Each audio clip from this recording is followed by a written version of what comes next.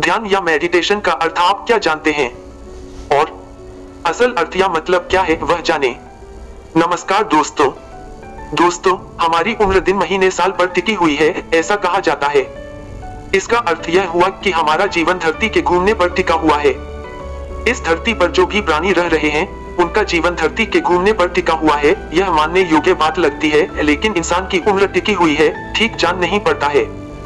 आज का विज्ञान कहता है कि हमारे शरीर के सब एटम और सेल हर 8 से 10 साल में बदल जाते हैं। धरती एक ही गति से लगातार घूमती ही जा रही है। इसके बावजूद हम बूढ़े क्यों होते जाते हैं और फिर एक दिन हमारी मृत्यु क्यों हो जाती है? सब कुछ वैसे का वैसे चल रहा था, लेकिन अब हम नहीं रहे क्यों? इसका अर्थ यह समझ में आता है कि हम कहीं किसी गलत दूरी को पकड़ कर चले आ रहे हैं। ऐसा जान पड़ता है कि हमारी उम्र का धरती के घूमने से कोई लेना देना नहीं है। हमारी उम्र सांस पर टिकी हुई है, ऐसा ऋषि मुनियों की लंबी उम्र और आध्यात्मिक योग और ध्यान योग का सांस पर जोर देने से समझ आता है। इन सब से अलग हमारे आज के निजी जीवन में ध्यान का अर्थ हर किसी के लिए अलग है। कुछ ध्यान का अर्थ मन को शांत करना मानते हैं, यह जानते हुए कि मन न कभी शांत हुआ है और न हो सकता है।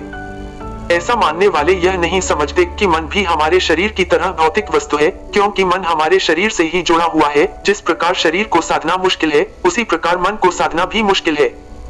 कुछ लोग इसे जादुई ताकत या आनंद पाने का रास्ता मानते हैं, क्योंकि आज के समय का सबसे प्रभावी माध्यम सोशल मीडिया में यही छाया हुआ है।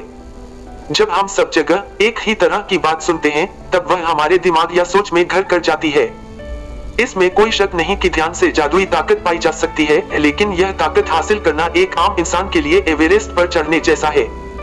इससे भी बड़ी बात यह है कि जब यह ताकत हासिल होती है, तब आपके लिए यह कोई मायने ही नहीं रखती, क्योंकि इससे आगे ही ईश्वर का द्वार देख आप आगे बढ़ जाते हैं। इसमें भी कोई शक नहीं कि यह आनंद का रास्ता है, लेकिन इसका गलत मतलब निकाला जा रहा है।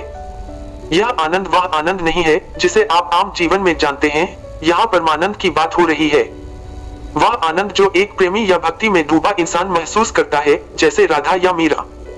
कुछ लोग इसे वास्तविक जीवन में आने वाली परेशानी और मुसीबतों का हल मानते हैं, और कुछ यह जानने के लिए ध्यान करते हैं कि उनके साथ ऐसा या वैसा क्यों हो रहा है या हुआ है। इसमें कोई शक नहीं कि जब ध्यान द्वारा आप वर्तमान में रहना शुरू करते हैं, तब जीवन के काफी नजरिए बदलने लगते हैं। आपके साथ क्या और क्यों हो रहा है इसका भी ज्ञान ध्यान द्वारा पाया जा सकता है, लेकिन मुश्किल एक ही आती है कि आप सच जानकर भी सच मानने को तैयार नहीं होते हैं और नहीं उस पर चलने को तैयार होते हैं। इसीलिए ध्यान में कहा जाता है कि ध्यान करते रहें। समय लगेगा, लेकिन आप जब अभ्यस्त हो जाएंगे तब अपने आप ही अंदर बाहर सब बदलना शुरू हो जाएगा। हम कभी भी वर्तमान में नहीं रहते।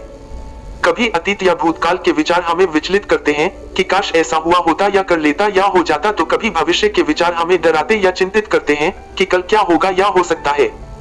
ऐसा भी फैला हुआ है या फैलाया गया है कि अतीत और भविष्य के विचारों से निजात पाने का सबसे सरल उपाय मेडिटेशन है। शांति पाने और जल्द कुछ हासिल करने का उपाय मेडिटेशन है, जबकि ऐसे निजात पाने वाले मेडिटेशन कर और तड़पने लगते हैं। ऐसा क्यों होता है यह हम आगे आने वाले भाग में बताएंगे। ध्यान निजात पाने का रास्ता नहीं बल्कि जूझन सीखने का रास्ता है, क्योंकि ध्यान का सीधा साधा अर्थ है कि अपने आप को या विचारों को वर्तमान क्षण में रहने के लिए प्रशिक्षित करने का प्रयास करना। ध्यान करते हुए हमें पहली बार पता लगता है कि मन कितना चंचल है। पहली बार पता लगता है कि शरीर और मन एक साथ लयबद्ध तरीके नहीं चलते हैं। पहली बार पता लगता है कि हमारी सांस कितनी उथली है, लयबद्ध तरीके से नहीं चलती है। यही सब हमें ध्यान सिखाता है कि कैसे वर्तमान में रहा जाए।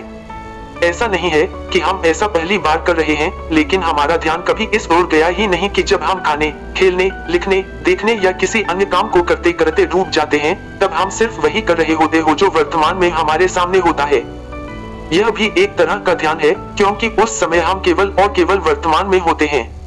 अतः यह कह सकते हैं कि हर व्यक्ति ध्यान से पूरी तरह परिचित भी है और गाये बगाये करता भी रहता है। यही कारण है कि हम बार बार यह दोहराते रहते हैं कि इसे घास क्रिया न बनाएं। ध्यान आपके जीवन में पहले से है, बस इसे उसी तरह ले आगे बढ़ेंगे तो बहुत जल्द सफलता पा लेंगे। अगले भाग में जानेंगे कि कौन मेडिटेशन कर सकता है और कौन नहीं कर सकता। धन्यवाद।